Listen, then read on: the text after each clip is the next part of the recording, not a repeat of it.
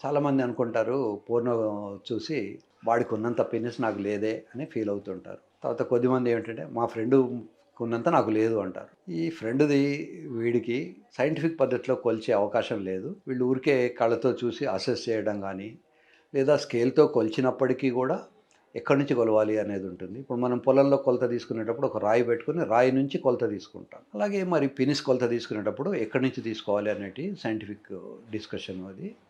కనుక ముందు చిన్నగా ఉన్నది అనే భావన తగ్గించుకోవాలి. ఇప్పుడు మన గుమ్మడికాయకి గుమ్మడికాయలే వస్తాయి. పొట్లకాయ చెట్టుకు పొట్లకాయలే వస్తాయి. తాతగారు ఎలా ఉంటే తండ్రి ఎలా వస్తాడు. తండ్రి ఎలా ఉంటే కొడుకు అలా వస్తాడు. కొడుకు ఎలా ఉంటే కొడుకు ఉండే మనవడు కూడా కొడుకు పుట్టే కొడుకు మనవడు కూడా అలాగే వస్తుంది. సో వాడి సైజులు కూడా అలాగనే ఉంటాయి. యూజువల్‌గా జనరల్‌గా హైట్ ఎక్కువ ఉన్నప్పుడు పెనిస్ లెంత్ కూడా ఎక్కువ ఉంటుంది. అమితాబ్ బచ్చన్ అంత ఎత్తు ఉంటే యూజువల్‌గా పెనిస్ పొడవు కూడా ఎక్కువనే ఉంటుంది. ముందు హైట్ తక్కువ అనే భావన నుంచి బయటపడాలి. ప్రపంచం మొత్తంలో అందరికన్నా పొడవైంది ఆఫ్రికన్స్‌కి ఉంటుంది. అందరికన్నా పొట్టిది శ్రీలంకలో ఉంటుంది. శ్రీలంక వాళ్ళు ఎంజాయ్ చేస్తారు. ఆఫ్రికన్ వాళ్ళు ఎంజాయ్ చేస్తారు. శ్రీలంకలో పిల్లలు పుడుతున్నారు. ఆఫ్రికాలో కూడా పుడతారు. పొడవు ఉంటేనే పిల్లలు పుడతారనుకోవడం, పొడవు ఉంటేనే పిల్లలు సెక్స్‌లో ఎంజాయ్ చేస్తారనుకోవడము భ్రమ మాత్రమే. అమ్మాయిలకు జననాంగాలు డెవలప్ అయ్యేటప్పుడు 2 పోర్షన్స్ జాయిన్ అయితాయి. ఒకటి సొమాటిక్, రెండోది ఆటోనామిక్. ఈ బయట మనకు కనిపించే 2, 3 సెంటీమీటర్లు మాత్రమే సొమాటిక్ ఇన్నర్వేషన్ ఉంటుంది. దానికి టచ్ సెన్సేషను వగైరా ఉంటాయి. అదే 3 సెంటీమీటర్స్ దాటిన తర్వాత దానికి autonomic sensation only pressure sensation మాత్రమే ఉంటుంది. టచ్ సెన్సేషన్ ఉండదు. కనుక మినిమమ్ 3 సెంటీమీటర్ల లెంత్ ఉంటే సరిపోతుంది. 99.99% అందరికీ 3 సెంటీమీటర్లు ఉంటుంది. శృంగారం చేసేటప్పుడు ఇది ఇంకో 2 సెంటీమీటర్లు గెయిన్ అయ్యి 5 సెంటీమీటర్లు అవుతుంది. ఇన్ జనరల్‌గా తెలుగు రాష్ట్రాల్లో అందరికీ కూడా 8-9 సెంటీమీటర్స్ లెంత్ ఉంటుంది. ఈ 9 ఉన్నది కాస్త 11 అవుతుంది. కనుక లెంత్ డిఫిషియన్సీ అనేది very very very rare thing.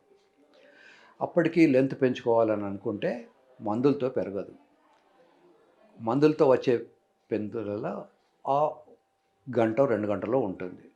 ఆ మందు ఎఫెక్ట్ పోగానే మళ్ళీ చిన్నగా అయిపోతుంటుంది. ఇప్పుడు మనం జిమ్‌కెళ్ళి ఎక్సర్సైజ్ చేస్తే ఓ 1000 సార్లు గనుక మనం డంబెల్స్ ఇలా ఇలా అంటే మనకి ఇక్కడ బైసెప్సో, ట్రైసెప్సో కనబడతాయి. కానీ 1000 సార్లు సెక్స్ చేసినా పెనిస్ లెంత్ అంతే ఉంటుంది. ఎందుకంటే అక్కడ మజిల్ లేదు. అక్కడ సైనసాయిడ్స్ అనే ఒక రకమైనటువంటి స్పెషల్ స్పాంజ్ లాంటి మెటీరియల్ ఉంటుంది. ఈ సైనసాయిడ్స్ ఆర్ నథింగ్ బట్ రక్తనాళాలు ఇవి. ఈ రక్తనాళాల్లో చాలా చిన్నవి అన్నమాట. ఈ సైనసాయిడ్స్ ఏం చేసినా కూడా పెరగవు. సో మందుల వల్ల పెరిగే ప్రసక్తి లేదు. మసాజ్ చేస్తే పెరుగుతుందా? పెరగదు. మసాజ్ చేసినా పెరగదు, టాబ్లెట్ మింగినా పెరగదు, ఇంజెక్షన్లు ఇచ్చినా పెరగదు. మరి ఏం చేస్తే పెరుగుతుంది? సర్జరీ చేస్తే తప్ప పెరగదు. కొద్దిమందికి హార్మోనల్ డెఫిషియన్సీతో అంగం అసలే పెరగకుండా ఉంటుంది. వాళ్లకు జీవితంలో ఒకసారి మనం హార్మోన్ ఇంజెక్షన్ ఇస్తే పెరుగుతుంది. అలా అని చెప్పి టెస్టోస్టెరాన్ ఇంజెక్షన్ ప్రతి వారము, ప్రతి నెల ఇస్తే అది పెరగదు. లైఫ్‌లో ఒకసారి దానికి రెస్పాండ్ అవుతుంది. సో 13, 14 ఏళ్ల వయసులో సామాన్యంగా మగపిల్లలందరికీ అంగం పెరుగుతుంది.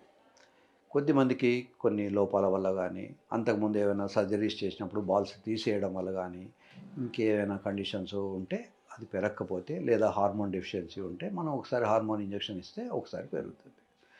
సో అంగాన్ని పెంచుకోవడానికి ఎలా అంటే, ఏదైనా వాడకపోతే ముడుచుకుపోతూ ఉంటుంది. ఒక డోర్ మనం 3 నెలలు వాడకపోతే అది టైట్‌గా ఉంటుంది.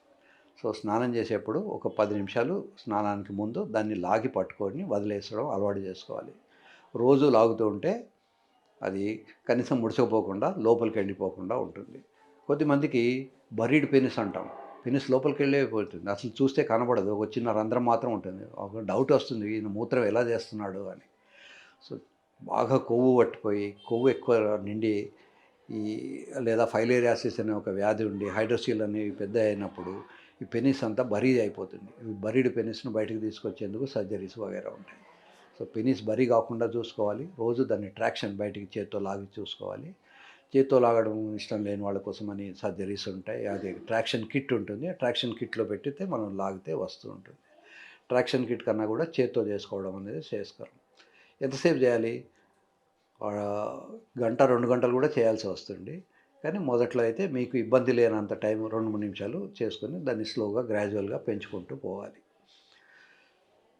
ఈ సైజు మరీ తక్కువ ఉన్నవాళ్ళు మాత్రం సర్జరీ చేయించుకోవాలి.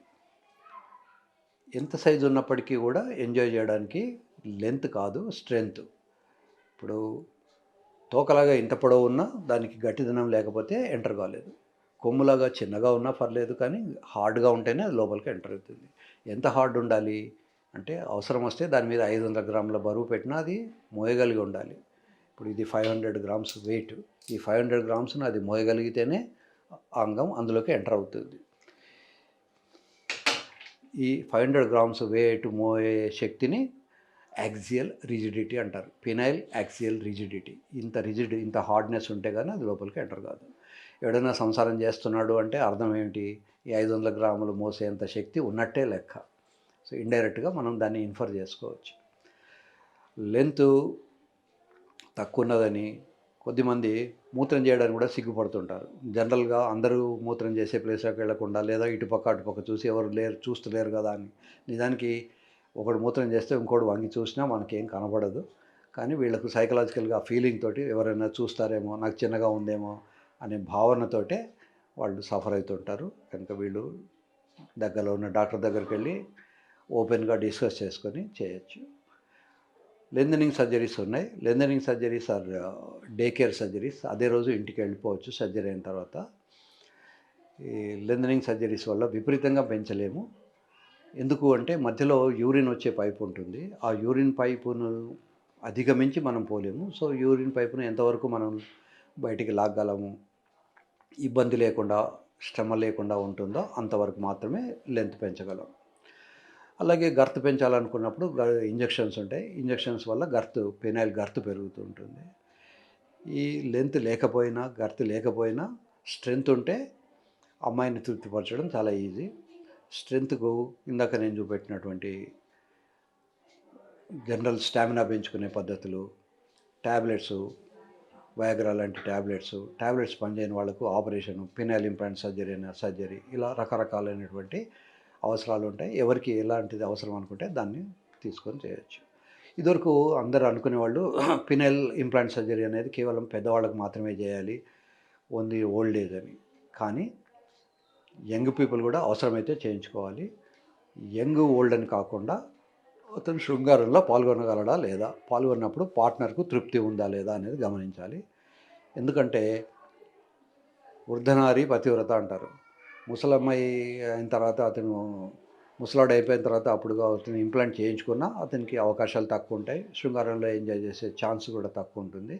కనుక ఎవరైతే ఫ్రీక్వెంట్గా శృంగారంలో పాల్గొంటారో, ఎవరికైతే టాబ్లెట్స్ వేసుకున్నా శృంగారంలో పాల్గొనే శక్తి లేదో, లేదా టాబ్లెట్స్ వల్ల విపరీతమైన తలనొప్పి రావడము, సంసారం చేయలేని పరిస్థితి, లేదా నెక్స్ట్ డే అసలు తన ఉద్యోగాన్ని కూడా చేయలేని పరిస్థితి, అట్లా ఉన్నవాళ్ళు సర్జరీ చేయించుకోవచ్చు. Irrespective of the age. Age is not a limit. ఈ ఏజ్ వాళ్ళే చేసుకోవాలి, ఈ ఏజ్ వాళ్ళు చేసుకోకూడదని ఏం లేదు. మొత్తానికి సర్జరీని ముందు అవాయిడ్ చేయడానికి టాబ్లెట్స్ వాడుకోవాలి. టాబ్లెట్స్ వాడని వాళ్ళకి మాత్రం సర్జరీకి భయానికి పోవద్దు. సర్జరీ చేయించుకుంటే ఇన్ఫెక్ట్ అవుతుంది అని అనుకోవాల్సిన పని లేదు. రైల్లో ప్రయాణం చేసినట్టు ప్రతి రైలుకు యాక్సిడెంట్ కాదు, కానీ అప్పుడప్పుడు ఏదో రైలుకు యాక్సిడెంట్ కావచ్చు. కనుక ఇంప్లాంట్ సర్జరీ చేయించుకున్న ప్రతి వ్యక్తి, ఈవెన్ డయాబెటీస్ ఉన్నా, ఆల్రెడీ కార్డియాక్ స్టెంట్ పడినా, లేదా ఆల్రెడీ బైపాస్ సర్జరీ అయినా వాళ్ళు పినల్ ఇంప్లాంట్ సర్జరీ చేయడం వల్ల పెద్ద నష్టం ఏమీ లేదు. వాళ్ళు చేయించుకోవచ్చు. తగిన జాగ్రత్తలు ముందే మీరు డాక్టర్ కనుక చెప్తే, ఫలానా నాకు ఆల్రెడీ స్టెంట్ పెట్టారు, లేదా ఆల్రెడీ నాకు బైపాస్ సర్జరీ ఏంటంటే ఆ డాక్టర్ గారు కావాల్సినటువంటి స్పెషల్ ప్రికాషన్స్ తీసుకొని మీకు మత్తిస్తారు.